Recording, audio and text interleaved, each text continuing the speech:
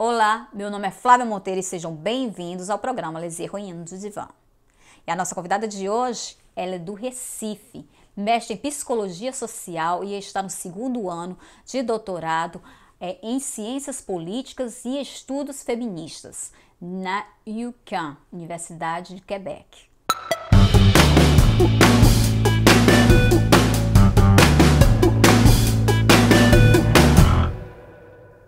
Ela já lutou taekwondo, mas a sua luta maior é pela igualdade de gênero.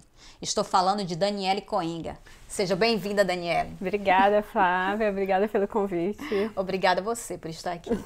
Querida, é o seguinte, eu gostaria de saber sobre a sua adaptação aqui no Canadá. O que fez você vir para o Canadá? Então, Flávia, eu tô aqui quase 5 anos já. O que fez eu vir para o Canadá, na época, 2009, 2010, eu fazia mestrado, eu queria continuar em psicologia, queria continuar estudando. Pensei na França, comecei a estudar francês, eu e meu marido. E aí a gente descobriu o processo de Quebec, que aí seria bom para mim, pelos estudos feministas, pela força que o Quebec tem nos estudos feministas, e para ele, que é da informática. Então, foi isso. Foi bem interessante mesmo, porque a informática é um campo bem aberto para isso, né? E o que foi mais desafiador para você? E o que foi que você teve mais dificuldade para sua adaptação aqui? Então, no Brasil eu já tinha mudado bastante, assim, eu sou de Campo Grande, morei muito tempo em Recife, morei em Brasília, então para mim Montreal era mais uma cidade, né? Mas o início, a língua com certeza é uma grande questão, né? Eu já falava francês, já tinha estudado, me dediquei antes, foi um processo de imigração que a gente se preparou para vir, então já tinha a língua, mas de qualquer forma chegar aqui eu acho que é um grande desafio, né? E eu brinco que eu deixei a minha zona de conforto no aeroporto, sabe? Então, a partir do momento que eu saí do Brasil, acho que é sair da zona de conforto. Acho que o que a gente tem no Brasil, que a gente quase não percebe, é que quando eu falo pra você, eu fiz faculdade, não sei aonde, eu sou de não sei onde, a gente começa já a criar uma imagem de quem é aquela pessoa, né? E aqui no Quebec a gente não tem referência, então acho que o maior desafio é realmente a gente se construir aqui, criar a nossa imagem e se reinventar e também se mostrar, né? Quem sou eu? Acho que esse é o grande desafio. É o grande desafio e é importante. Com certeza. Esse é o maior desafio. Esse é o maior desafio, para além da língua, então acho que está aberta às novas experiências, a se fazer conhecer, a se reinventar também, a pensar na gente, sabe? Acho que é um grande desafio mesmo. Então, essa seria sua dica para quem está nos assistindo, assim, de como chegar, se adaptar bem. A minha dica maior, assim, que eu acho que o processo de imigração é a humildade. Então, se você não tem, você vai aprender. Tem que aprender. Tem que aprender, né? Se você não aprende, vai ser muito difícil. Acho que o processo, ele tem toda a beleza de uma nova vida, mas tem todo o desafio que essa nova vida traz, né? Então, acho que de estar disposto, de ser humilde, em relação à carreira, de talvez ter que voltar um pouco na carreira onde a gente estava, mas principalmente de estar aberto a conhecer novas culturas, novas pessoas, a olhar para os nossos defeitos mesmo, a conseguir também ressaltar as nossas qualidades. Acho que a imigração tem bastante disso, né? A gente precisa falar da gente no currículo, na entrevista. Então, isso eu acho que é um pouco difícil para a gente, culturalmente, de se colocar em valor. Mas o conselho é, para mim, sobretudo, a humildade e venha disposto a trabalhar. Daniele, você veio para estudar e agora você está na universidade. Como foi o seu processo para entrar na universidade? Para quem tem interesse em entrar na universidade aqui? Então, Flávia, eu vim para estudar, foi um pensamento meio estratégico, porque no Brasil eu sou formada em psicologia, com mestrado em psicologia também. Mas sempre trabalhei com direitos humanos, então eu sabia que vir para o Quebec e fazer todo o processo da ordem de psicólogas do Quebec seria um trabalho que eu não estava disposta a fazer, porque eu queria, de fato, seguir via direitos humanos, né? E aí eu falei, então vou entrar, o objetivo, já tinha o mestrado, o objetivo era entrar no doutorado.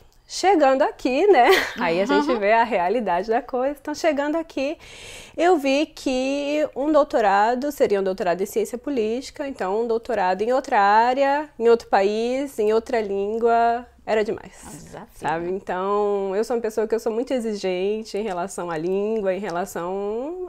bom, minha exigência comigo mesmo é bem alta, então eu não me achava pronta para iniciar.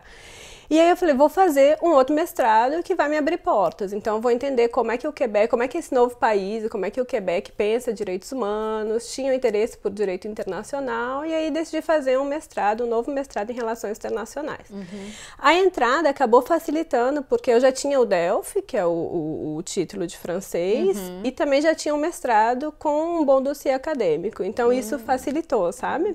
Então, acho que quando a gente pensa em entrar numa universidade, entrar no mestrado, no doutorado, a gente pensa isso no Brasil, que é um processo muito seletivo, né? É bastante seletivo. Aqui é um pouco diferente, porque a demanda também não é tão grande de pessoas que querem fazer nem mestrado nem doutorado. Então, se você tem um bom dossiê acadêmico, né? Significa boas notas durante sua graduação. Se você tem experiência profissional, isso também conta. E se você tem o domínio da língua, essa entrada facilita, sabe? E foi assim que eu consegui no mestrado. E aí depois o doutorado foi também, já tinha o título, já tinha os requisitos, as cartas de referência que são muito demandadas, né? Então mantenhamos as boas relações. Isso, é importante. É importante. É importante tanto para a nossa saúde mental em relação ao tempo que a gente passa na academia, mas também depois para esse processo de seleção. Com certeza. Agora é o seguinte, eu fiquei sabendo que além de você estudar na universidade, você também trabalha na universidade. Me fale mais sobre isso. Exatamente. Então agora eu estou na Université do Québec, a Montréal, que é o CAN, doutorado em ciência política e concentração em estudos feministas, que é bacana. E lá, além do doutorado, eu tenho alguns contratos de pesquisa, que aí trabalho com a minha orientadora, trabalho com as professoras de lá, mas também trabalho mais efetivamente no Centro Paulo Freire, que é um centro em ciência política, né? Que antes de começar o doutorado eu fiz uma matéria na UCAM só como ouvinte, para conhecer tudo lá. Era uma universidade que eu admirava pela força dos movimentos sociais, pelo poder crítico que a UCAM tem, né? Histórico aqui no Quebec. E quando eu estava lá, eu vi as pessoas apresentando o Centro Paulo Freire. Uau! Imagina! Falei, gente, o que é isso, né? A gente está no Quebec, numa universidade, o Centro Paulo Freire. Você pensou assim, é o meu lugar. Não, eu quero, né? E com uma proposta super bacana, que é uma proposta de acolher estudantes de ciência política ou pessoas que estão fazendo matérias na ciência política para tirar dúvidas, tanto pedagógicas como, eu não sei fazer um resumo crítico, como é que eu encontro o meu objeto de pesquisa, tudo coisa pontual, mas também pessoas que, tipo, olha, eu não sei mais, não sei se o mestrado é para mim, não sei que caminho eu sigo. E aí é isso, o Centro Paulo Freire. Então é de estar lá acolhendo pessoas. Agora eu fiquei curiosa, mas por quê? Para nós brasileiros, né, é claro, é uma grande referência, mas você tentou saber por que esse Centro Paulo Freire dentro da universidade? Eu confesso que a história eu não sei ao certo, mas eu imagino que, como eu disse, a UCAM ela tem um histórico de luta. Isso. Ela é uma universidade que ela foi importante, ela foi importante no sentido de começar aqui para as pessoas que ainda não tinham ensino superior. Então é uma universidade onde várias vezes é uma primeira geração da família inteira sem estudos superiores, que as pessoas entram na UCAM, então tem um histórico de luta muito forte, né? E eu acho que Paulo Freire, com toda a noção da pedagogia freiriana, acho que foi isso que motivou, assim. E isso a gente sente lá ainda, sabe? Uau! É um prazer. Imagina! Então você trabalha dentro do Centro Paulo Freire. Eu trabalho dentro do Centro Paulo Freire e, além disso, também com contratos de pesquisa, trabalho com ONGs de mulheres do Brasil. No Brasil ainda não, né? Mas do Quebec. Então, é bacana isso, porque dentro do doutorado eu posso fazer tanto contrato de pesquisas com ONG, trabalhar dentro do Centro Paulo Freire. Também sou representante dos alunos e das alunas de doutorado no Departamento de Ciência Política. Então, com isso, a gente vai se engajando dentro da universidade, sabe? É muito bacana, tô muito feliz. Ah, eu tô feliz por você. Obrigada. E mais feliz ainda em saber que tem uma brasileira lá no centro, Paulo Freire, dando esse apoio Exatamente. todo. Ai, que fantástico. Exatamente. Eu amei. Isso pra mim foi assim, ganhei o dia. Muito obrigada, viu? Que isso. E é bacana também, porque eu não cheguei como aluna estrangeira, já cheguei aqui como imigrante, mas a minha experiência é de aluna estrangeira, né? Ok. De não Eu saber como funciona, o sistema de ensino é diferente, as exigências são diferentes. Então, a minha missão enquanto estudante lá e enquanto pessoa que está no Centro Paulo Freire é justamente de passar um pouco da minha experiência, das pessoas estar com dificuldade no francês, eu também tive, sabe? Eu também tenho. Eu também tenho.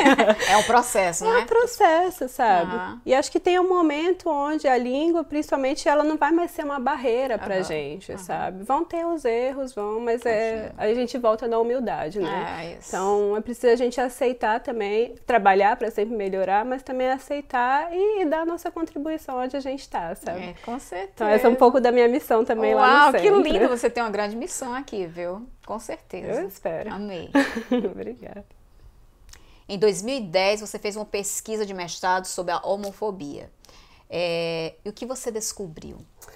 Então, Flávia, essa era uma questão que me intrigava há muito tempo. Desde por que tanta piada com relação à homossexualidade? Por que tanto preconceito? Isso me intrigava, né?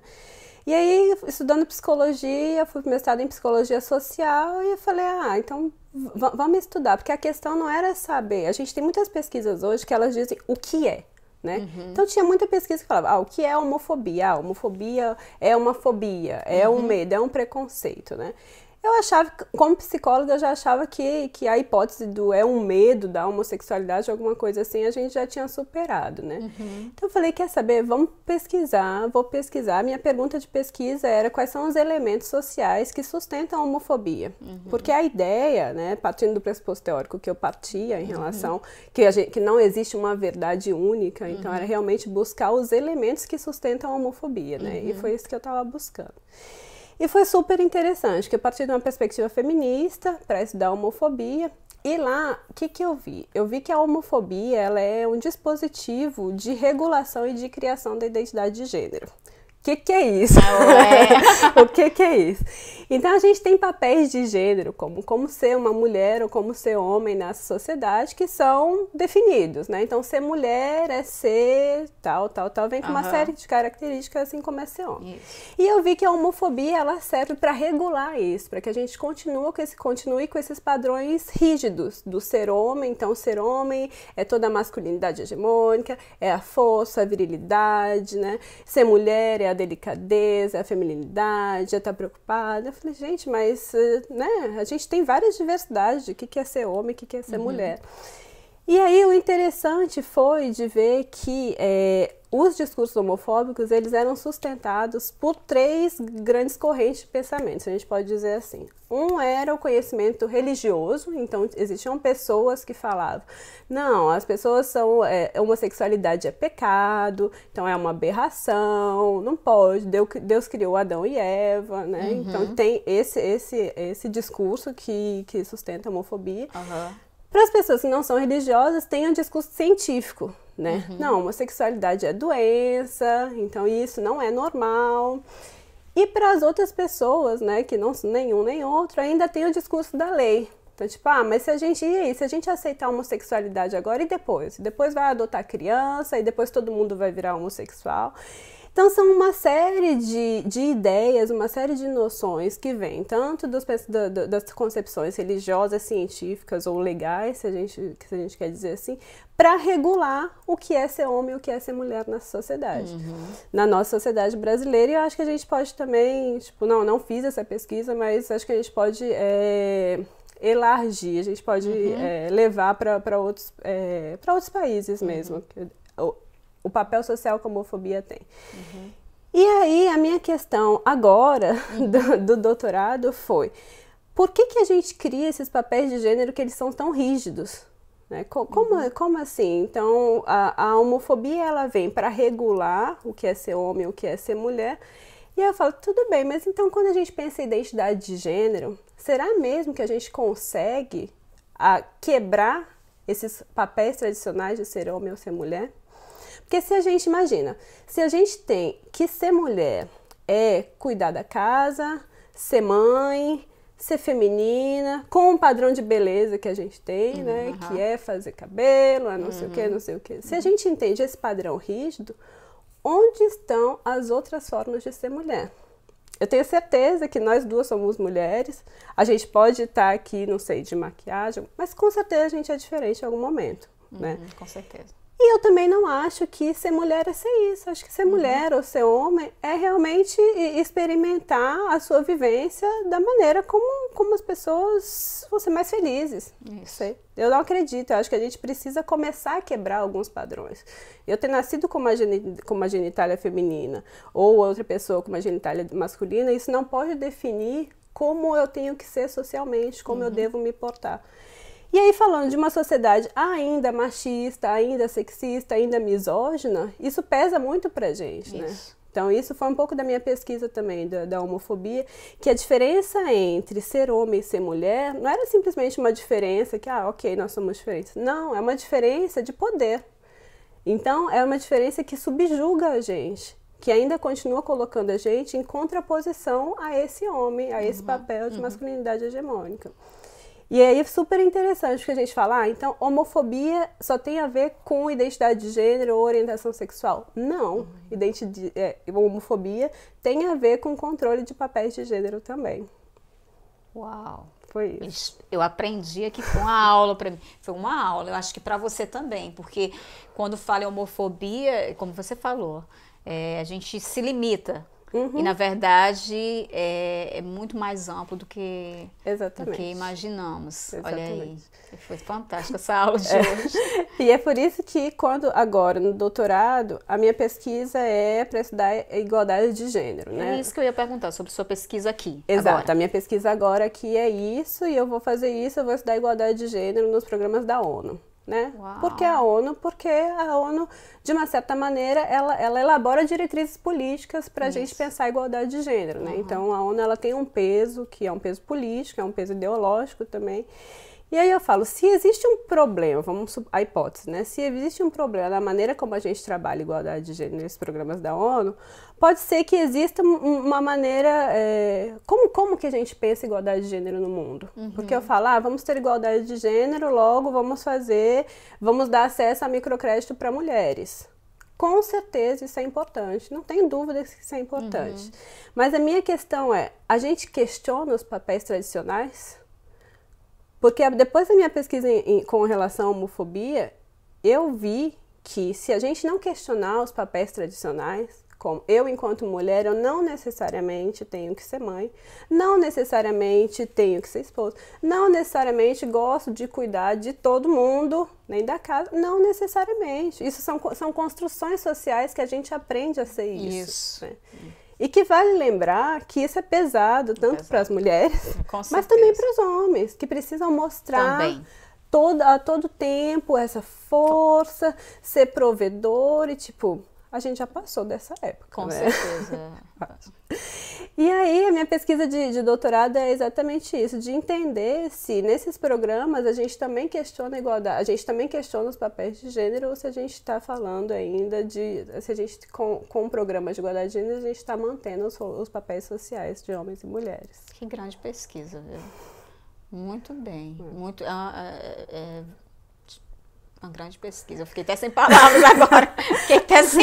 Mas realmente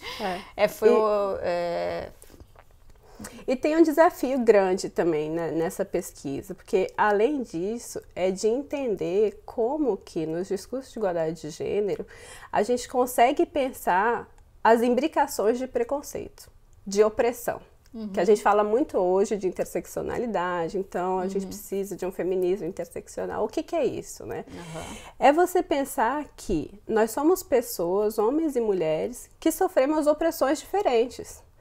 Então, eu, aqui, Daniele, enquanto mulher imigrante, latina, eu sofro um preconceito que talvez uma pessoa daqui, uma mulher branca, canadense, não sofra. Essa mulher branca canadense, se comparada com outra, se ela for pobre, por exemplo, ela sofre uma série de preconceitos que a outra não sofre. Então, uma frase que eu tenho falado muito e que para mim é o que me guia é que a gente precisa tratar problema complexo em toda a complexidade, sabe? Acho que a gente já passou da hora de que a gente não pode dar resposta simples para problema complexo. Então, quando a gente fala igualdade de gênero, e aí vai a minha pesquisa, também é tomar... prendre compte, também é considerar todas as imbricações de racismo, sexismo, classe social. Então, como a gente considera raça, classe, orientação sexual, para poder pensar a igualdade de gênero. E esse é outro desafio da pesquisa. Muito bem, parabéns. Muito trabalho. É muito trabalho, é um grande desafio, mas um lindo trabalho de pesquisa. É bem complexo, mas você é muito competente. Admirável. Espera não, você é. Exatamente. Trabalho forte para isso. Como eu disse, são questões complexas, mas que eu penso que é o momento de entrar em toda a complexidade. De ser bem trabalhada. Exatamente.